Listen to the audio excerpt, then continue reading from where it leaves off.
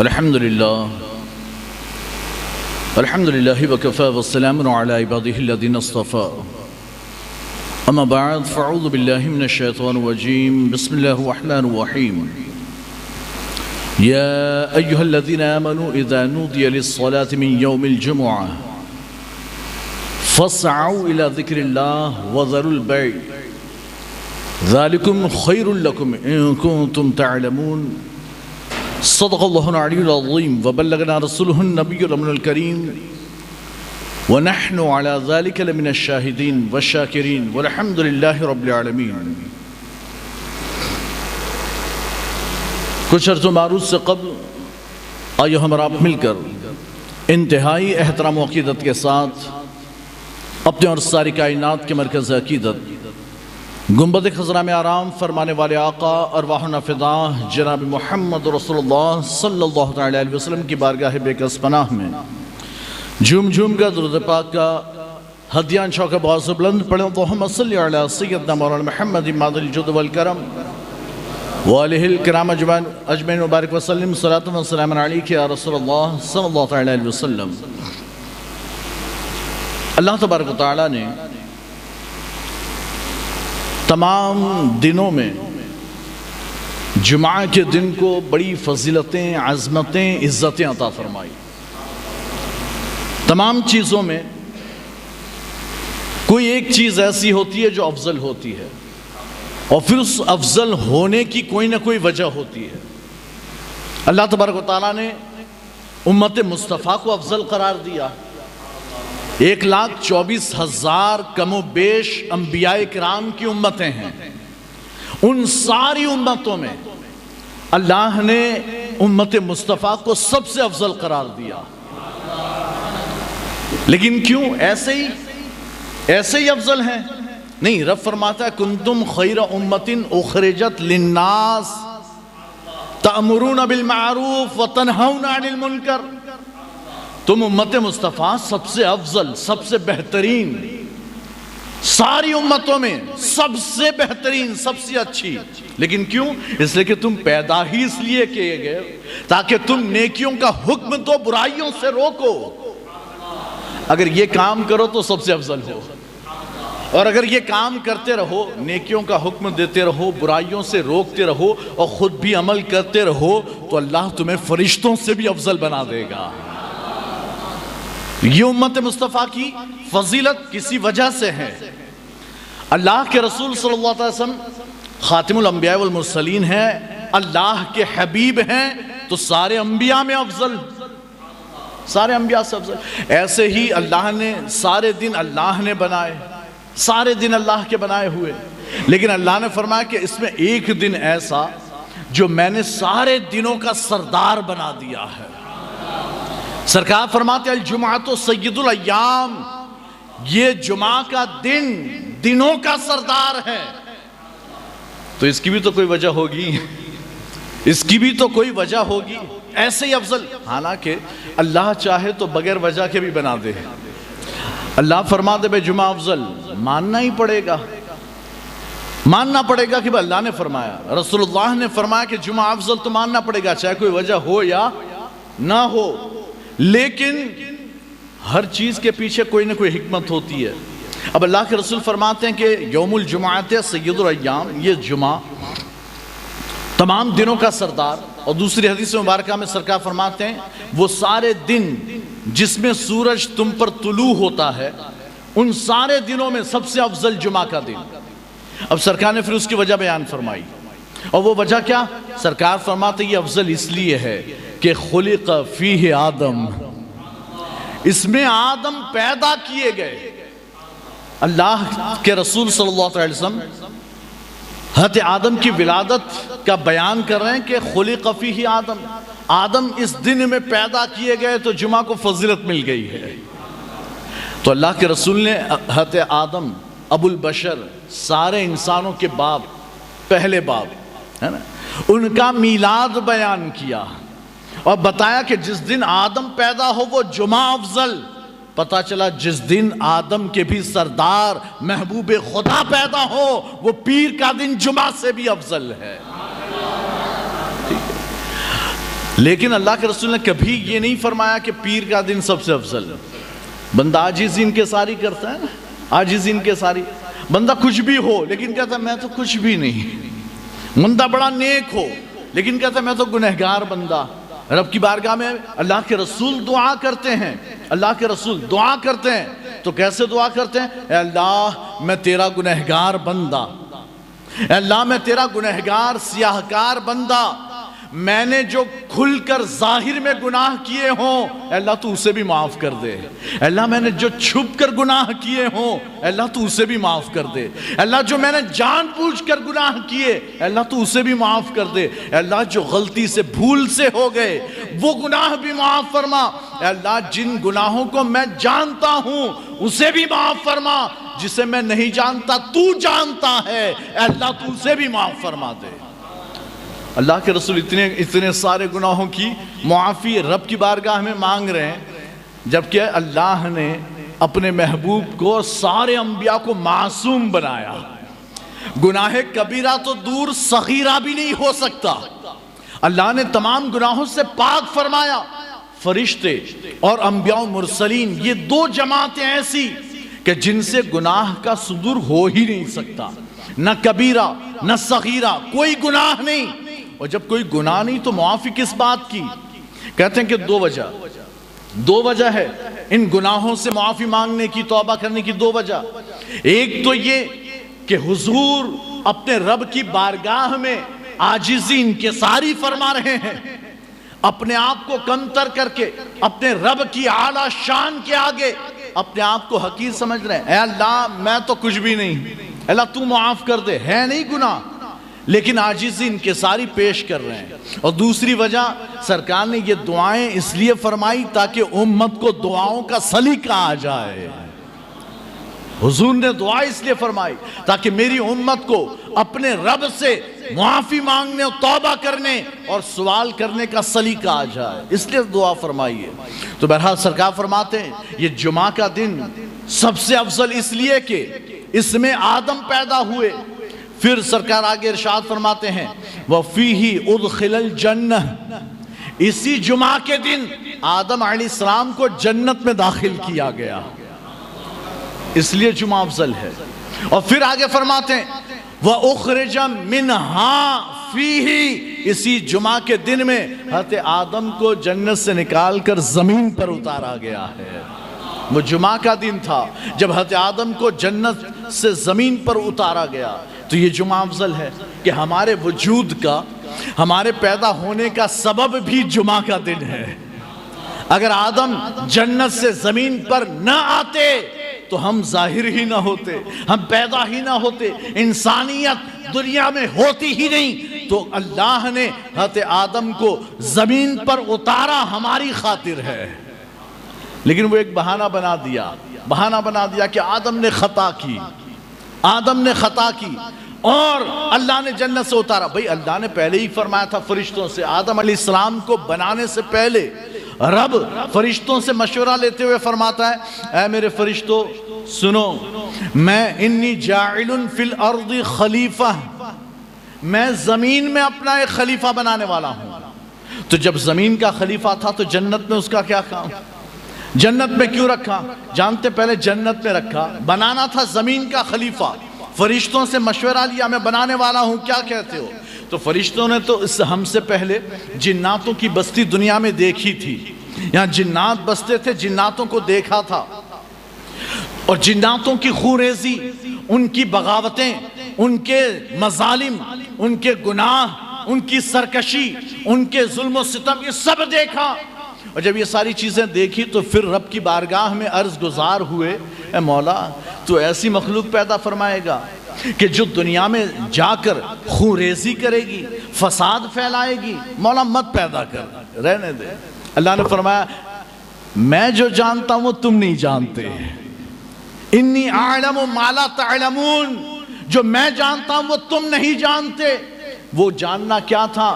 اے فرشتوں میں آدم کو خلیفہ بنا کر بھیج رہا ہوں, زمین کا خلیفہ بناؤں گا اور ان سے نسل انسانی چلے گی. تو یہ انسان انہی میں میرا محبوب بھی ظاہر ہوگا، میرے محبوب کی محبوبیت بھی ظاہر ہوگی، اور پھر جب لوگ میرے محبوب کو دیکھیں گے تو میری قدرت کا بھی اندازہ ہوگا، میرے علم کا بھی اندازہ ہوگا، میرے پاور کا بھی اندازہ ہوگا۔ جب میرے محبوب کو وہ دنیا میں دیکھیں گے تو سمجھیں گے کہ اللہ تبارک و تعالیٰ کی ذات کیسی ہے۔ یہ دیکھ تو نہیں سکتے، لیکن مجھے جاننا ہو تو میرے محبوب کو جاننا ہوگا۔ تو میں محبوب کو بھیجنے والا ہوں، اپنی ربوبیت اور اپنے محبوب کی محبوبیت ساری کائنات کو دکھانی ہے، اس لیے نسل انسانی کو جاری فرمایا ہے۔ تو آدم کو بھیجنے والا ہوں، لیکن رکھا جنت میں، خلیفہ زمین کے، لیکن پہلے رکھا جنت میں۔ کیوں؟ پہلے بندہ جہاں بستا ہے نا، آپ جہاں پیدا ہوئے وہ آپ کا وطن، آپ جہاں پیدا ہوئے، جہاں رہے پلے بڑے، وہ آپ کا وطن۔ پھر آپ کو ضرورت پڑی، مثال کے طور پر آپ اونا میں پیدا ہوئے تھے اور آپ اونا ہی میں پلے بڑے ہوئے، تو آپ کا اونا وطن تھا، لیکن کاروبار کے سلسلے میں آپ کو احمد آباد جانا پڑا، آپ کو سورت یا ممبئی جانا پڑا، آپ کو کسی اور شہر جانا پڑا، کسی دور علاقے میں جانا پڑا۔ تو اب آپ اونا چھوڑ کر جب احمد آباد، ممبئی یا کسی اور شہر گئے، کسی اور ملک گئے، تو وہاں رہنا آپ نے شروع کیا، تو وہ بھی آپ کا وطن۔ لیکن یہ وطن اصلی، وہ وطن اقامت، یہ پیدائش کا وطن، اور وہ رہنے والا وطن، کام کاج والا وطن۔ لیکن بندہ جب بھی چھٹی ہوتی ہے تو لوٹ کر کہاں آتا ہے؟ اپنے وطن لوٹ کر آتا ہے۔ اللہ نے آدم کا وطن جنت بنایا تاکہ انسانوں کو یہ پتا چلے ان کا اصل وطن جنت ہے۔ وہ دنیا میں جائیں تو کام ایسے کریں کہ لوٹ کر واپس جنت کا وطن بنائیں، وہ لوٹ کر واپس جنت آئیں، ایسے اعمال کریں۔ ہاں اگر انہوں نے، آپ سوچیں نا، ایک بندہ تھا اونا سے گیا دبئی گیا کمانے کے لیے۔ اب اگر اس نے اچھا کمایا اور جب گھر لوٹ رہا ہے خریداری کر کے، گھر والوں کے لیے ساز و سامان لے کر، بینک بیلنس جمع کر کے، وہ جب لوٹ رہا ہے تو خوشی لوٹے گا اور ڈائریکٹ پہنچے گا اونا، اور بڑے فخر سے اترے گا۔ اونا میں آئے گا تو بڑے فخر سے آئے گا کہ ہاں بھائی آیا ہوں دبئی سے، کما کر آیا ہوں۔ لیکن وہیں ایک بندہ اگر گیا تھا دبئی اور جانے کے بعد وہاں اس نے عیاشیاں کی، سارا پیسہ اڑا دیا، فقیر بن گیا، جیسے تیسے ہندوستان پہنچا، تو پھر کیا وہ اونا اپنا منہ دکھانے آئے گا؟ پھر اسے اونا آتے ہوئے شرم آئے گی کہ میں کس منہ سے اونا جاؤں، اپنے گھر والوں کے سامنے جاؤں کہ میں نے کوئی ایسا کام ہی نہیں کیا کہ میں اپنا منہ شہر اونا والوں کو دکھا سکوں، اپنے گھر والوں کو دکھا سکوں۔ تو اگر بندہ دنیا میں ایسے اعمال نہیں کرتا کہ وہ جنت میں جا سکے، تو پھر وہ اپنے وطن جنت نہیں لوٹے گا، پھر وہ ڈائریکٹ جہنم میں ڈال دیا جائے گا۔ تو ہمیں جنت وطن بنا کر پھر بھیجا گیا۔ بہرحال تو اسی دن، جمعہ کے دن، حضرت آدم کو جنت سے زمین پر اتارا گیا۔ سرکار فرماتے ہیں اسی دن میں حضرت آدم کی وفات بھی ہوئی ہے۔ حضرت آدم کی وفات بھی ہوئی، پتہ چلا پیدا ہو جس دن میں وہ بھی فضیلت والا، اور جس دن وفات ہو اس میں بھی فضیلت ہے۔ اور سرکار صلی اللہ علیہ وسلم پیدا بھی پیر کے دن، وفات بھی پیر کے دن، تو پیر کا دن ویسے بھی افضل۔ بہرحال تو بات یہ ہے کہ جمعہ کا دن اللہ کے رسول نے فرمایا بڑا افضل۔ پھر سرکار آگے ارشاد فرماتے ہیں، اس کی فضیلتیں بیان کرنے کے بعد سرکار فرماتے ہیں کہ جمعہ کے پورے دن میں ایک ساعت ایسی کہ جس میں بندہ اپنے رب سے جو مانگے اللہ اسے عطا فرما دیتا ہے، جو دعا کرے اللہ قبول فرماتا ہے۔ اس پورے دن میں ایک ساعت ایسی، ایک وقت ایسا کہ جب بندوں کی دعائیں اللہ قبول فرماتا ہے، لیکن وہ ساعت چھپی ہوئی ہے، پتہ نہیں ہے کہ وہ ساعت کون سی۔ تو اس لیے ہمیں چاہیے کہ ہم زیادہ سے زیادہ جمعہ کے دن دعاؤں کا اہتمام کریں، اٹھتے بیٹھتے چلتے پھرتے دعا کریں، اگرچہ مختصر، لمبی چوڑی نہیں کرنی کہ آدھے گھنٹے کھڑے ہو کر دعا کریں، نہیں، مختصر کریں، صرف ربنا آتنا فی الدنیا حسنہ وفی الآخرۃ حسنہ وقنا عذاب النار، بس اتنی دعا کریں، لیکن کرتے رہیں۔ پتہ نہیں وہ کون سا مبارک لمحہ ہو کہ جس میں اللہ آپ کی یہ دعا قبول فرمائے۔ تو آپ نے اپنی اس دعا میں مانگا کیا ہے؟ اے اللہ میری دنیا بھی اچھی فرما، آخرت بھی اچھی فرما، جہنم سے بھی مجھے بچا لے، جہنم سے بھی بچا لے۔ بڑی پیاری دعا قرآن نے ہمیں سکھائی۔ جانتے ایک صحابی رسول، مجھے باتیں یاد آ رہی ہیں تو میں آپ کو بتاتا ہوں، حالانکہ ٹاپک ہے جمعہ کی فضیلت۔ ایک صحابی رسول بہت سخت بیمار ہوئے، اور اللہ کے رسول صلی اللہ علیہ وسلم کی یہ عادت مبارکہ کہ جب کوئی بیمار ہوتا، نماز میں اگر نظر نہ آتا تو سرکار ان کی خبرگیری فرماتے ہیں، بھئی فلاں بندہ 2-3 نمازوں سے یا 1-2 دن سے مسجد میں نظر نہیں آ رہا ہے، وجہ کیا ہے؟ تو ایک صحابی غائب ہیں، نظر نہیں آتے، دریافت فرمایا پتہ چلا بیمار ہیں۔ سرکار نے کہا ٹھیک، کچھ دنوں بعد فرمایا ابھی تک نہیں آئے، کہا بہت سخت بیمار۔ سرکار نے کہا چلو عیادت کے لیے۔ سرکار صحابہ کے ساتھ عیادت کے لیے تشریف لے گئے۔ جب اس گھر میں تشریف لے گئے تو دیکھا وہ صحابی اپنی چارپائی پر بستر پر لیٹے ہیں، تو گوشت نام کی کوئی چیز ہی نہیں، صرف ہڈیوں کا ڈھانچہ ہے، صرف ہڈیوں کا ڈھانچہ۔ سرکار نے جب یہ کیفیت اور حالت دیکھی، سرکار فرماتے ہیں یہ کیسے ہوا، یہ حال کیسے ہوا؟ کہ اللہ کی مرضی ہے۔ اللہ کے رسول فرماتے ہیں تم نے اللہ سے کوئی دعا کی ہے؟ اللہ سے کوئی دعا کی؟ کہاں میں ہمیشہ اپنے اللہ سے دعا کرتا رہا، اے اللہ جتنی بھی مصیبتیں، پریشانیاں، سختیاں مجھے آخرت میں ملنے والی ہو، اے اللہ ساری مجھے دنیا میں عطا کر دے۔ جتنی بھی سختیاں، مصیبتیں، پریشانیاں، جو کچھ وہاں تکلیفیں آخرت میں ملنے والی ہو، اے اللہ وہ سب ابھی دے دے، وہاں مت دینا۔ تو یہ حال ہو گیا۔ تو اللہ کے رسول فرماتے ہیں اے میرے پیارے صحابی، کیا تجھے یہ نہیں پتا اس سے بہتر دعا تو یہ تھی کہ تو یوں مانگتا، اللہم ربنا آتنا فی الدنیا حسنہ وفی الآخرت حسنہ وقنا عذاب النار۔ اے اللہ تو مجھے دنیا میں ہی اچھی عطا فرما، آخرت میں بھی اچھا عطا فرما، اور جہنم سے بچا۔ تو دنیا بھی اچھی ہو جاتی، آخرت بھی اچھی ہوتی، اور جہنم کے عذاب سے بھی بچ جاتا۔ یہ اتنی زبردست دعا کہ اللہ نے قرآن میں ہمیں سکھائی ہے۔ تو اس پورے دن میں ہم یہ دعا کرتے رہے، اللہ سے دعا کرتے رہے۔ اچھا بعض علماء نے اس وقت کو، اس ساعت کو متعین کرنا چاہا، تو حضرت ابو موسیٰ اشعری صحابی رسول ہیں، حضرت ابو موسیٰ اشعری رضی اللہ عنہ فرماتے ہیں کہ جمعہ کی وہ ساعت وہ ہیں کہ جب امام منبر پر چڑھتا ہے، منبر پر کھڑا ہوتا ہے، وہاں سے لے کر جب تک جمعہ کی نماز سے فارغ نہ ہو جائے تب تک یہ وقت ہے کہ اس درمیان بندہ جو مانگتا ہے اللہ عطا فرما دیتا ہے۔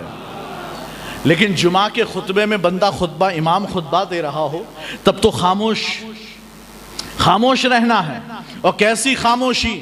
جمعہ کی فضیلت میں حدیث مبارکہ ہے، اللہ کے رسول صلی اللہ علیہ وسلم ارشاد فرماتے ہیں کہ جو بندہ جمعہ کے دن غسل جنابت کی طرح غسل کرے، یعنی کہ بندہ ناپاک ہوتا ہے تو جیسا پورا غسل کرتا ہے ویسا غسل کرے، جنابت کے غسل کی طرح غسل کرے، پھر خوشبو لگائے، سر میں تیل لگائے، اور پھر وہ نماز جمعہ کے لیے اپنے گھر سے چلے، اچھا صاف ستھرا لباس پہن کر، خوشبو لگا کر، تیل لگا کر، نہا دھو کر وہ اپنے نماز جمعہ کے لیے چلے۔ اگر اول وقت میں آیا، سرکار فرماتے ہیں جب وہ پہلی ساعت میں آیا، جیسے اذان ہوئی آ گیا یا اذان سے پہلے ہی آ گیا، تو کہتے پہلے آنے والوں کو اتنا ثواب ملتا ہے جیسے کہ انہوں نے اونٹ کی قربانی کی ہو، اور پھر اس کے بعد آنے والے کہتے ہیں انہیں اتنا ثواب ملتا ہے جیسے قربانی کی ہو، پھر اس کے بعد آنے والے کہتے ہیں انہیں اتنا ثواب ملتا ہے جیسے سینگ والے مینڈھے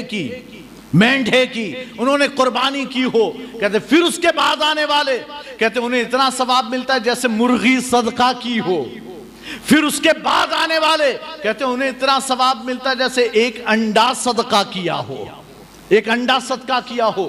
پھر سرکار فرماتے ہیں پھر یہ ثواب تھوڑا تھوڑا جتنے بعد میں آتے جائیں گے تھوڑا تھوڑا ثواب کم ہوتا جائے گا، کہتے یہاں تک کہ جب امام منبر پر خطبے کے لیے بیٹھ جائے تو پھر اس کے بعد یہ دروازوں پر جو فرشتے کھڑے ہیں آپ کو نظر نہیں آتے، لیکن آپ آئے نا تو فرشتوں کے درمیان سے ہو کر آئے ہیں، وہ رجسٹر لے کر کھڑے تھے کہ پہلے نمبر پر یہ آیا، دوسرے پر یہ، تیسرے پر یہ نام لکھتے جا رہے ہیں۔ کہتے ہیں سرکار فرماتے ہیں جیسے ہی امام خطبے کے لیے نکلتا ہے وہ اپنی جگہ سے اٹھ کر جیسے ہی کھڑا ہوا منبر پر جانے کے لیے، سرکار فرماتے فرشتے اپنا رجسٹر بند کر کے خطبہ سننے کے لیے بیٹھ جاتے ہیں۔ اب اس کے بعد جو بھی آیا اس کا نام جمعہ پڑھنے والوں میں لکھا ہی نہیں جاتا، جمعہ پڑھنے والوں میں اس کا نام لکھا ہی نہیں جاتا۔ آج ہماری کیا حالت ہے، ہمارا کیا حال ہے؟ ہم انتظار کر رہے ہوتے باہر کہ ابھی تو تقریر چل رہی ہوگی، ابھی تو خطبے کو دیر ہے، اور جب خطبہ شروع ہو جائے تب پھر لوگ دوڑتے ہوئے آ رہے ہیں، اور خطبہ چل رہا ہے تب وضو کر رہے ہیں، حالانکہ اللہ کے رسول نے فرمایا درمیان یعنی کہ جب امام خطبہ دے رہا ہو اس وقت نماز پڑھنا بھی منع، سلام کرنا بھی منع، سلام کا جواب دینا بھی منع، اس وقت اگر کسی کو چھینک آئے اس کا جواب دینا منع، یہاں تک کہ اگر کوئی بات کرنا منع، اور کوئی بات کر رہا ہو تو اسے خاموش یہ کہنا بھی منع، کوئی بات کر رہا ہو تو اسے خاموش کہنا یہ بھی منع۔ تو کہتے ہیں سرکار فرماتے ہیں اگر کسی نے جمعہ کے خطبے کے درمیان بات چیت کی یا کسی کو کہا خاموش، کہتے ہیں کہ اس کا ثواب ضائع ہو جاتا ہے، اس کا ثواب ضائع ہو جاتا ہے۔ یعنی کہ واقعہ علقمہ عبداللہ ابن علقمہ وہ کہتے ہیں، وہ خود روایت کرتے بیان کرتے ہیں، علقمہ ابن عبداللہ ابن علقمہ وہ فرماتے ہیں کہ میں آیا مدینہ منورہ، ہم آئے پورے قافلے کے ساتھ، میں نے اپنے ساتھیوں سے کہا کہ تم اپنا کام نپٹاؤ، میں جاتا ہوں مسجد میں، جمعہ کا دن تھا۔ کہتے ہیں میں فوراً مسجد نبوی میں آ گیا، اور عبداللہ ابن عمر امام تھے تو عبداللہ ابن عمر کے قریب آ کر بیٹھ گیا۔ کہتے ہیں میں وہاں بیٹھا، پھر جب امام خطبہ دینے لگا تو میرا وہ ساتھی آیا اور آ کر مجھ سے بات کرنے لگا، تو میں نے کہا خاموش خاموش۔ کہتے ہیں پھر وہ چپ ہو گیا، بیٹھ گیا، نماز جمعہ ختم ہو گئی، ہم واپس لوٹے، میں عبداللہ ابن عمر کے پاس گیا، میں نے کہا کہ حضور میں تو جلدی آ کر بیٹھ گیا تھا لیکن میرا ساتھی آیا، آ کر بات کرنے لگا خطبے کے درمیان، تو میں نے اس سے کہا خاموش، آپ کیا کہتے ہیں؟ سرکار فرماتے جو بات کرنے لگا، حضور فرماتے وہ تو گدھا ہے، جو بات کرے وہ تو گدھا، اور جو خاموش کہے اس نے اپنی جمعہ کا ثواب برباد کر دیا، تم نے اپنے نماز جمعہ کا ثواب برباد کیا اور وہ تو گدھا۔ تو اللہ کے رسول کی حدیث مبارکہ سرکار ارشاد فرماتے ہیں کہ منبر پر کھڑا ہو کر اگر امام خطبہ دے، کوئی بات کرے تو ایسا گدھا کہ جس کی پیٹھ پر بوجھ لادا ہوا ہے، یعنی کہ وہ اتنی دیر بیٹھا، وہ نماز پڑھ کر گیا لیکن ثواب کچھ بھی نہیں لے گیا، ثواب کچھ بھی نہیں لے گیا۔ اور جس نے کہا خاموش، حالانکہ بات تو اچھی تھی نا کہ خطبہ ہو رہا ہے، خاموش چپ، لیکن پھر بھی سرکار فرماتا اگر چپ کہا، خاموش کہا، تب بھی اس کا جمعہ کا ثواب ضائع ہو گیا۔ تو ہمیں چاہیے کہ ہم خاموشی سے توجہ کے ساتھ نماز جمعہ کا خطبہ سنیں، ہے نا؟ ہماری نماز جمعہ ڈیپینڈ کرتی ہے خطبہ جمعہ پر۔ اگر آپ خطبہ جمعہ سے لے کر جمعہ کی نماز کے فارغ ہونے تک خاموش رہے، اور آپ نے اس درمیان، اب جب خطیب بیٹھتا ہے پہلے خطبے کے بعد بیٹھتا ہے اور دوسرے کے لیے کھڑا ہوتا ہے، اس کے درمیان جو شارٹ ٹائم ہے، اس شارٹ ٹائم میں آپ کو دعا کرنی ہے، دعا کرنی، لیکن کیسے؟